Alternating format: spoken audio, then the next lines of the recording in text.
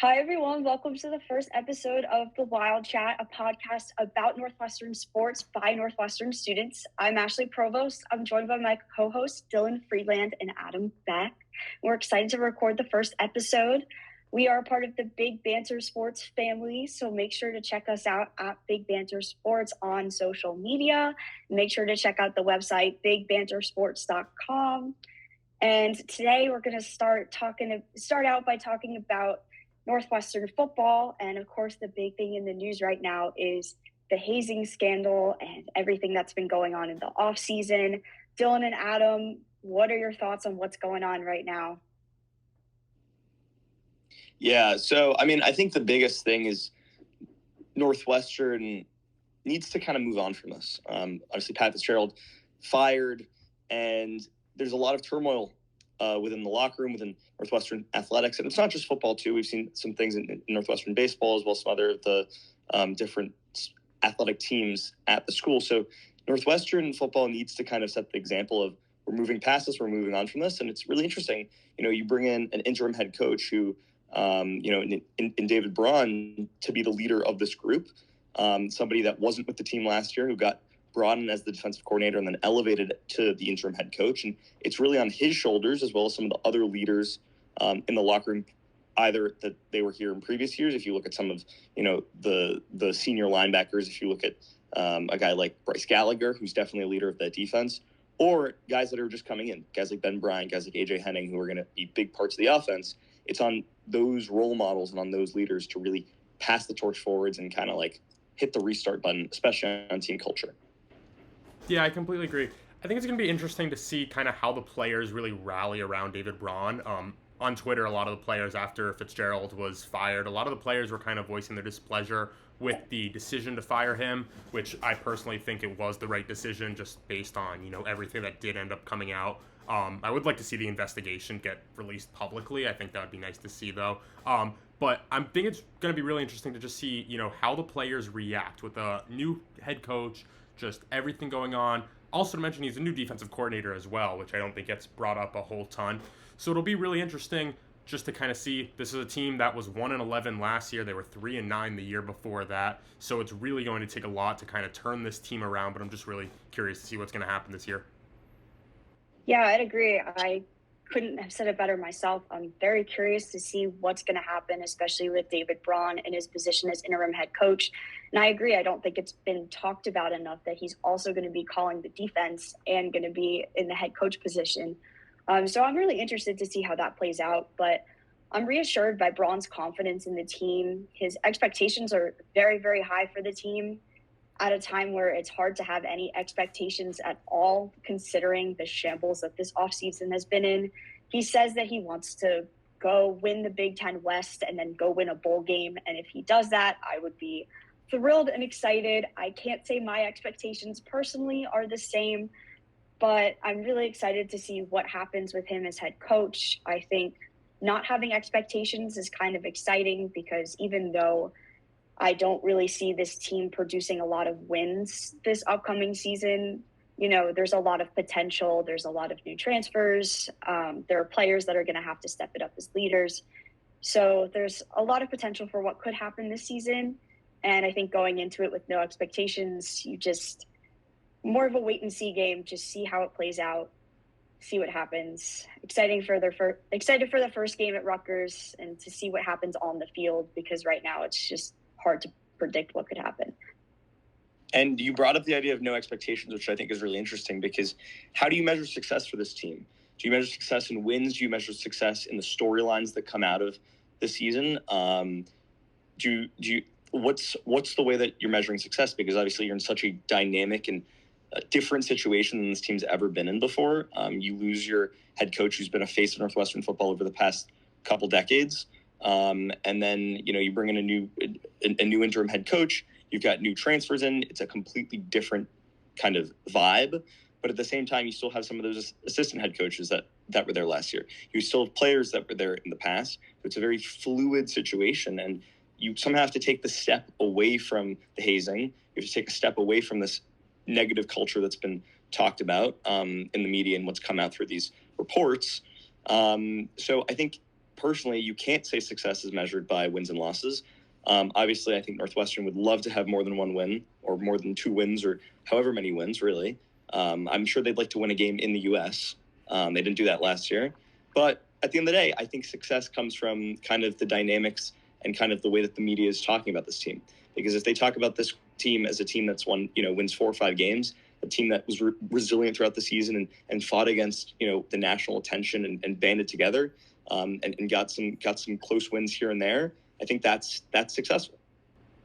I agree. And I think the term of success, I guess it almost depends on, who you're asking, whether you're asking the players, the fans, the coaches. I think a big part of it is just how the locker room is at the end of the year.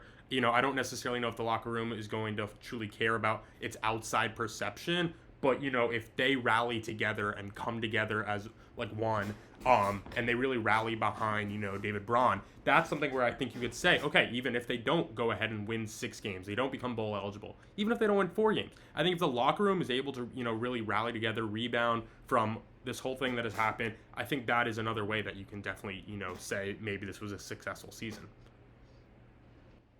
No, I agree 100%. I think is success student athlete wellness or is success locker room culture?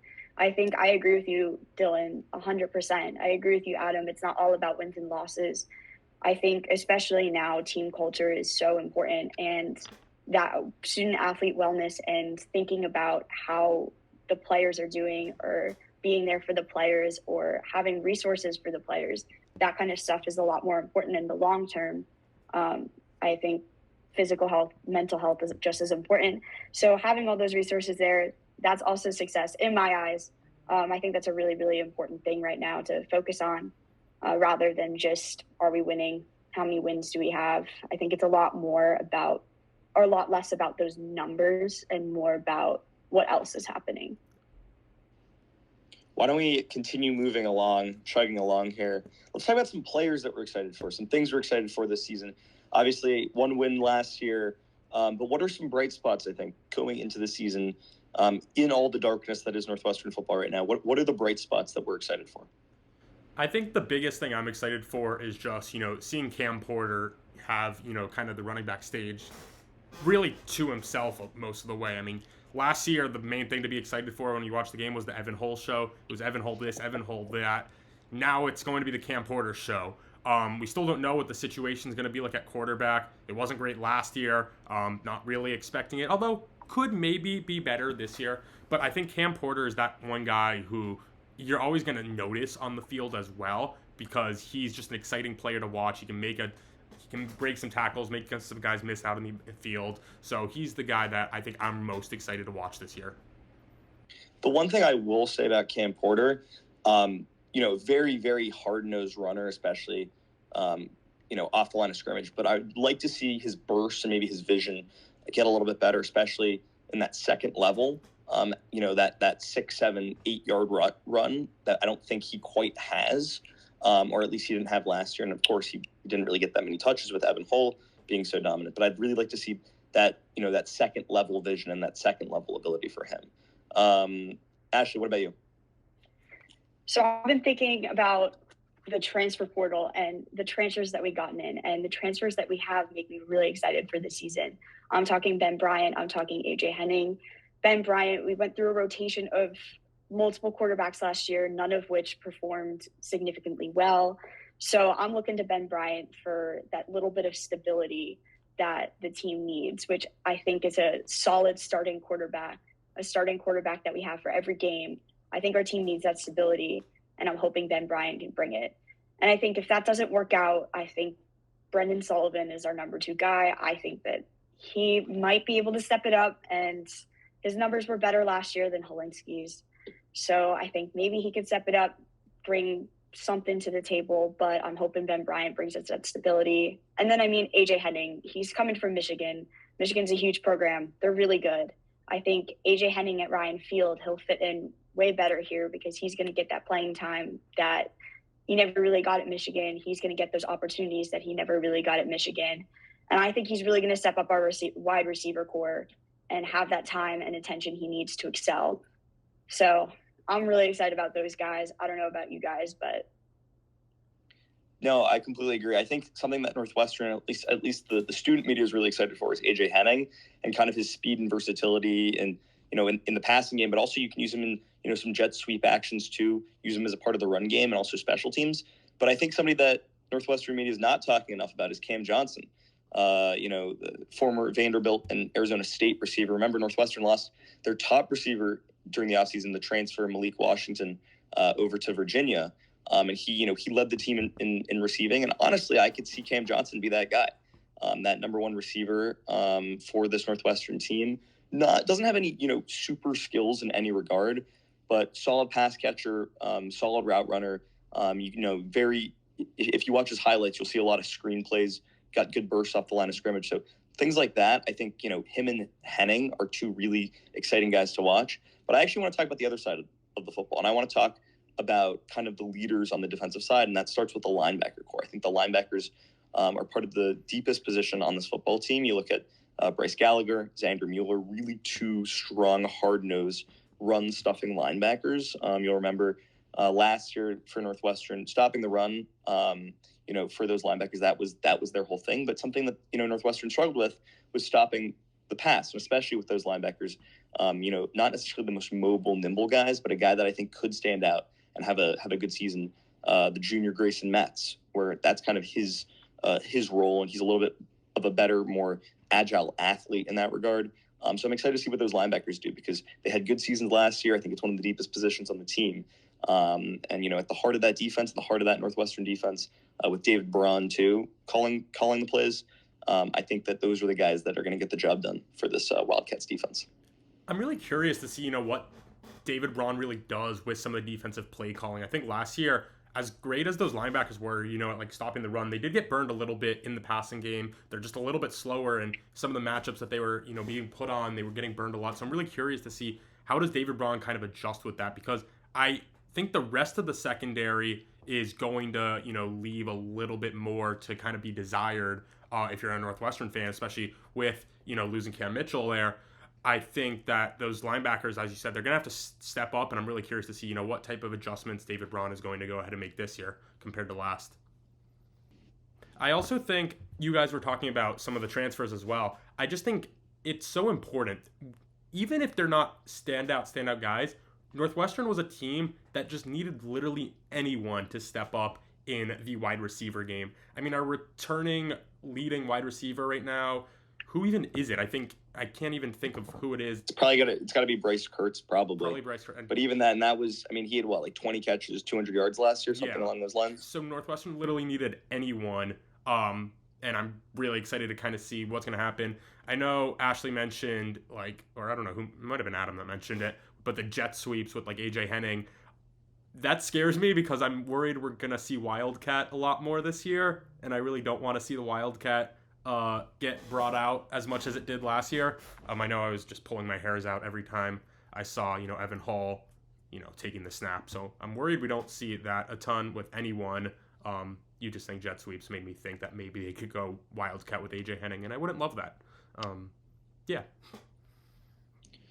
But I also think that this is an interesting year for Northwestern because obviously, they're in the middle of a transition and they've gotten some transfers in, but they've also lost some really good talent, right? They lost Peter Skoronski, top 10 draft pick in this year's draft. They lost Adetomiwa Adebare. Obviously, they lost Cam Mitchell. Both of those guys were draft picks too. And, of course, Evan Hall, who was the entire offense last year. So you look down this roster and you see some guys like AJ Henning or Cam Johnson or Ben Bryant who could make that next step and who could step up and kind of replace that void and fill the void of those guys. But none of those guys are anywhere near the talent level of some of those guys that we just said. So it's kind of an open door of who's going to take that next jump, who's going to make that next play, who's going to be that leader in the locker room and on the field. So it's going to be interesting. But also you got to look at Northwestern's schedule, and they've got some winnable games at the beginning of the year. Obviously, they open against Rutgers, not one of the better Big Ten teams. I'm pretty sure they only have 13 wins in Big Ten play since their inception in Big Ten play. So they're not the strongest squad. Northwestern does play Wisconsin this year. They do play Penn State, both two very good teams. They play Iowa too, who always have a dogfight. And Iowa's pretty good. They're probably in that top 25 conversation. I don't remember if they were on that top 25 in the AP poll that just came out. I think they came in at 24.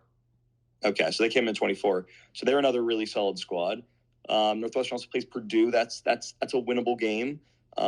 We kind of saw how that one went last year, and Purdue ended up running away with it. They also play Minnesota. So there's winnable games in there throughout. But it's like the games that you go on the road to Duke. That might be a little bit of a tougher one out of conference play. So just looking forward at the schedule.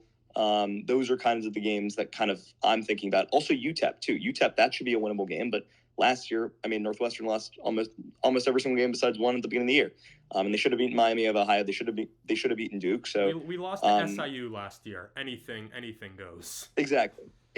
They lost to SIU. So nothing is guaranteed, of course. But looking at the schedule, there's definitely games out there that are winnable. I think we do have. I haven't compared our schedule to other Big Ten schedules, but it feels like we have one of the easier ones. I mean, you kind of miss out on some of the massive powerhouses. So if there was a chance for us to rebound or to have a somewhat decent season, it would be because of our weaker schedule.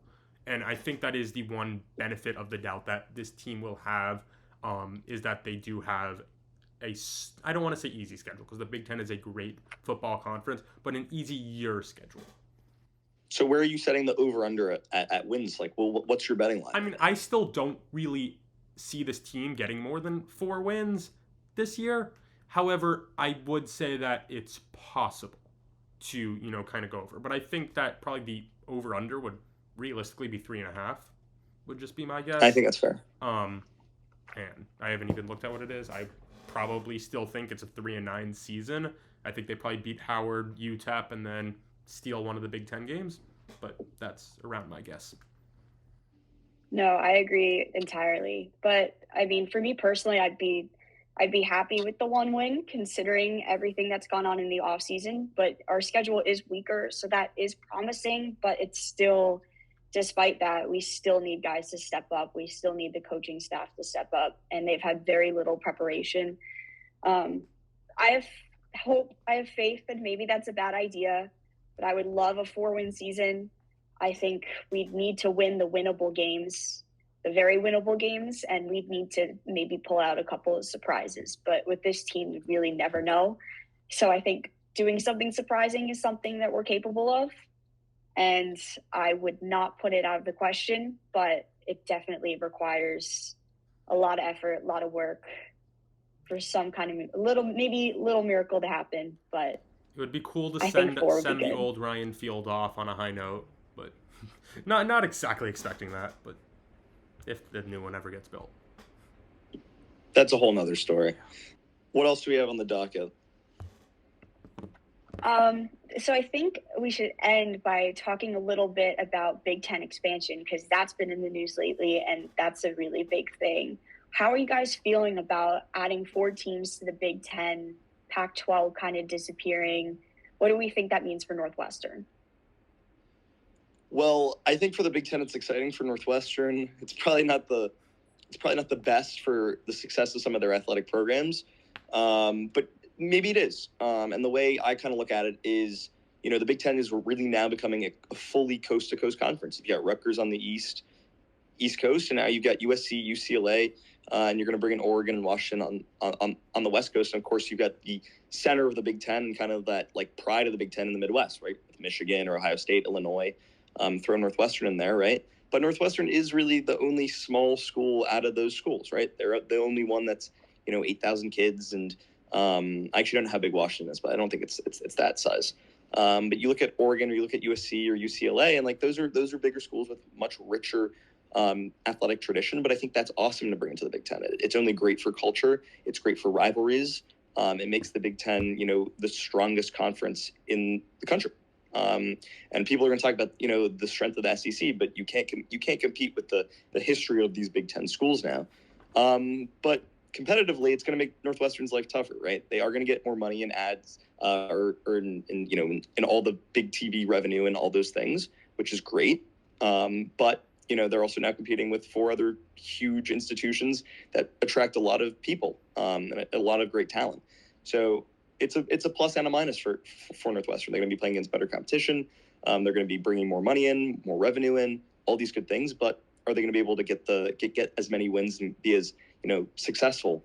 That's going to be tough, especially in some of the bigger revenue sports like football and basketball. That's kind of where I'm looking at.